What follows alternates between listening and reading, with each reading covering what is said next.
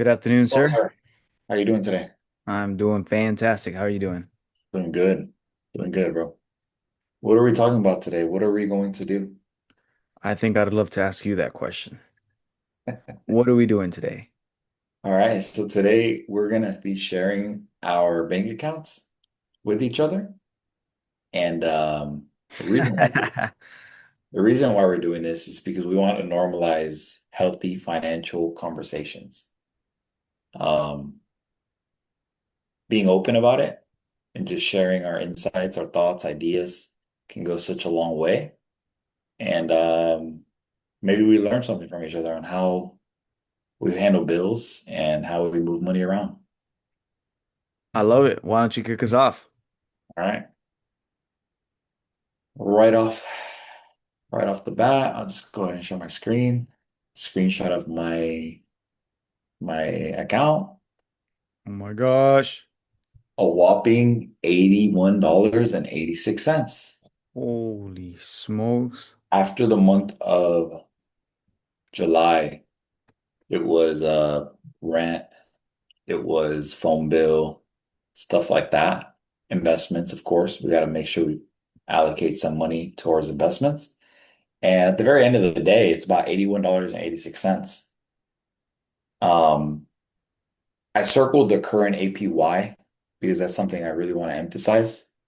I think it's very important if you have a large payment coming up for like a down payment on a home or anything like that you're saving. I think it's really important to add it into an account that's going to pay you a high yield instead of placing it into a standard bank account that's going to yield. Typically it's like 0.002, which is not yielding you anything. So I give you an example. If you save $10,000 into this account for the year, you're going to make $380. So that's a 3.8%. In this specific account, it is a SoFi savings account. And typically this is where I do all of my payments as far as my rent, my investments, phone bills, stuff like that. I don't have a emergency fund fully set up right now. Um, and if I did have a payment coming up, like a large down payment, I would be throwing it into this account because I mean it's better to keep it into something like this that's going to yield you a larger return rather than keeping it, like I said, into a Wells Fargo account that is not producing anything. It's not a really good job or a good spot to place your money. You got anything to add? No, I think that was great. So typically from this account, we transfer anything. Of course, rent has got to be paid. Of course, investments have to be, you have to allocate certain money towards investments, making sure your money's working for you. Um, I just wanted to come on here and just share that, there's months where you'll have a little bit of cash laying around. And I think it's very tempting to jump to like a credit card or something. I think you and I, Adrian, we live a little more extreme where we are very, um, I wouldn't call myself the most frugal, but I definitely watch on what I spend on. And I think our ultimate goal is, of course, financial independence. And by doing that, to achieve that, we have to kind of keep an eye on what we're spending, right? And invest as much as we can, invest aggressively, things like that. So, yeah, well, you don't got nothing? No, I mean that was great. I think like what you're saying is as far as being frugal, I think it was a lot of it in the beginning. Now I'm kind of like loosening up just a little bit, just because I'm enjoying the fruits of my labor, in a sense that I'm learning to, celebrate the small wins. I just told Alon yesterday I went to the movies. I got a nice, meal at the movies, and usually before I would never have done that, right? But now I'm kind of, being a little bit somewhat lenient, and enjoying, my small wins here and there. But just to kind of go with mine, see if this works. Um, this is my bank account. A whopping, what is it? You can't see it? I can't see that well. 1,000. Oh, okay. 1,285. Yes, I'm very rich. Um, so yeah, 1285. And again, I don't recommend this to anybody that doesn't have financial literacy, but I live off of my credit card. So every month, all of my charges go on a credit card to use the benefits of a credit card. So I have a certain credit card that gives me 3% back on everything I spend, like all transactions, doesn't matter what it is, it's all 3%. So everything goes on my credit card. And then I get paid. I just got paid at the end of July, so July 31st. So those 1285 are pretty much already spent. I'm just waiting for the bill to come in and then I pay off the bill. So Okay. everything is already spent. Like my account, technically speaking, on what's left is probably like $100. Because all of that money is going somewhere already. So my credit card is being swiped the whole month to collect 3% back, and then I pay off the credit card when I get paid at the end. Now, that mentioned an emergency fund. I used to have an emergency fund, which is anywhere from 3 to 6 months worth of your monthly expenses saved aside for an emergency. But a lot of my assets that I own are extremely liquid. So God forbid if there was ever an emergency, God's taking care of me. So I'm able to, handle any situation as it comes. So that's kind of like where I'm at now myself. And I think my risk tolerance has increased. So I don't have money in a high yield savings account rather than other investments that I see fit for myself in my current position of life. So it's a little bit about my kind of bank account, if you will. But yeah, typically I swipe everything and I don't want to leave anything in the bank. And I think we talked about this before, but just to kind of share a little bit of an experience, I think the most money I had in my bank. Well, it doesn't matter the exact figure, but I had a large amount of money in my bank because I was gonna buy a car. I had an emergency. I was in a car accident and I needed to buy a new car because mine got totaled. So there needed to be a significant amount. So I moved some money around, so that I could buy my car. And I remember having all that the money in my account and going to the bank and saying, "Hey, I want to withdraw X amount of money." And they looked at me and they said, okay, like, what are you withdrawing this money for? And I looked at them back and I said, this is my money. Why do you ask? And and I remember them looking at me like, well, I just asked because this is, an unusual amount, and we usually need a heads up. And that's like, what are you talking about? Like, do you have my money or not? So if you could come back in like 2 days, and then we can give you the cash. And I'm just like, are you like you're kidding, right? Like this is my money. You're saying you don't have my money? Just giving them a hard time because I know what the banking life or the banking industry is because I knew they weren't gonna have it. And I was like, okay, you know what? Just give me a check. Oh, sure, certainly, right away, of course, because check is just paper. They're just moving numbers around, and so if you have $50,000, I challenge you. If you don't want to get a heart attack, but if you won't get a heart attack, go to your bank and ask for $50,000 cash. Tell me what they tell you. And so yeah, nonetheless, I don't keep money in my bank. I live off my credit card and pay it off as I go. Interesting. You brought up something right before you mentioned about, cash that you had in your account, but I just like it just flew right past me. Um,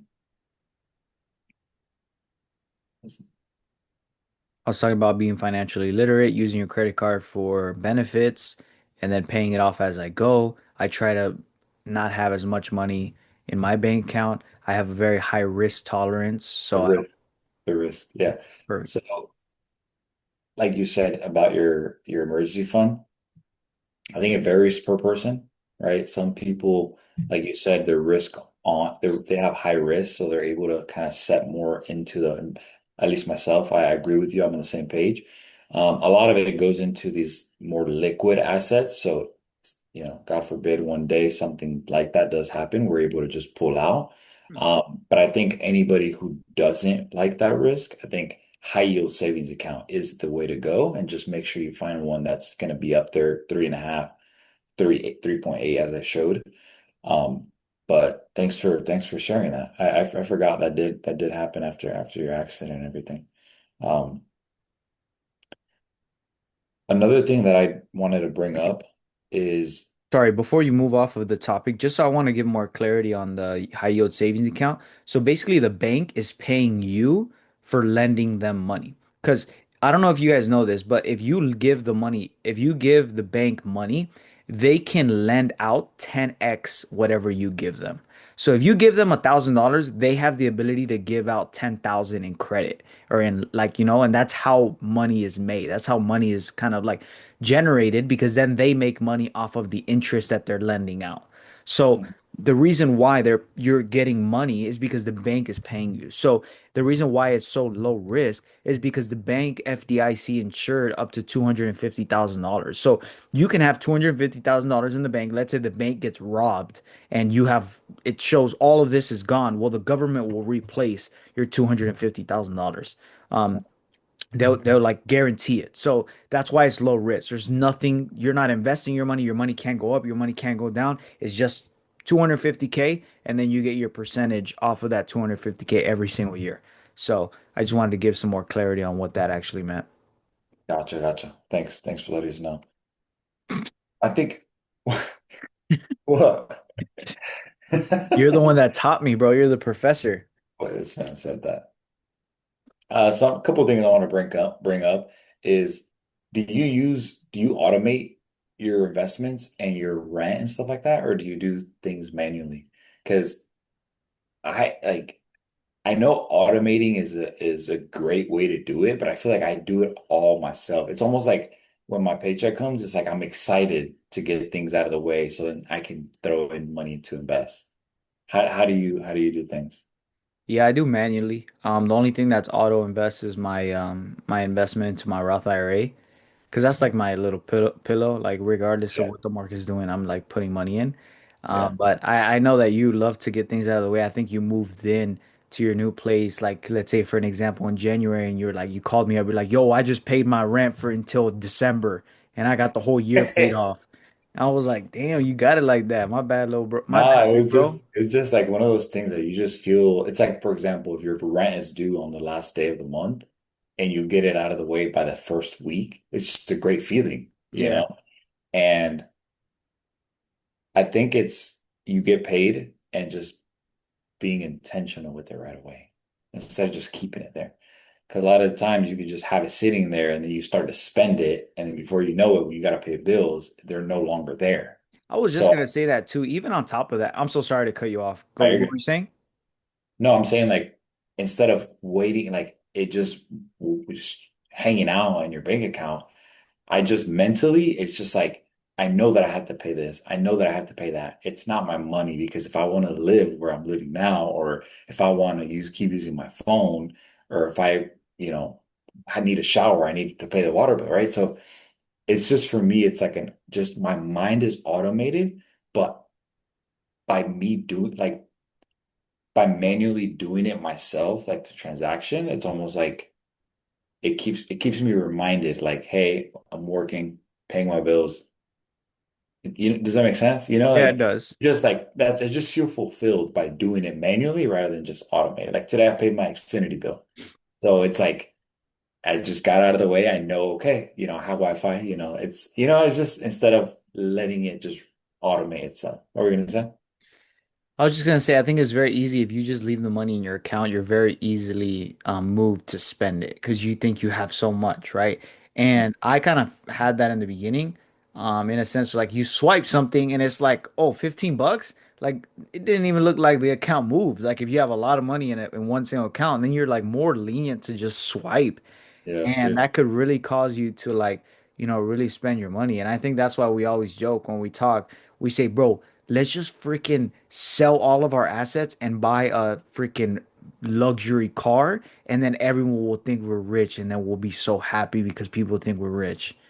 And obviously that's a joke. Please don't do that. But if you have money just chilling like that, think of how easy it could be to just go and freaking buy something crazy, just to say you bought something crazy, you know? Yeah, yeah. I know we always joke like that, especially with my parents. We tell my parents that all the time.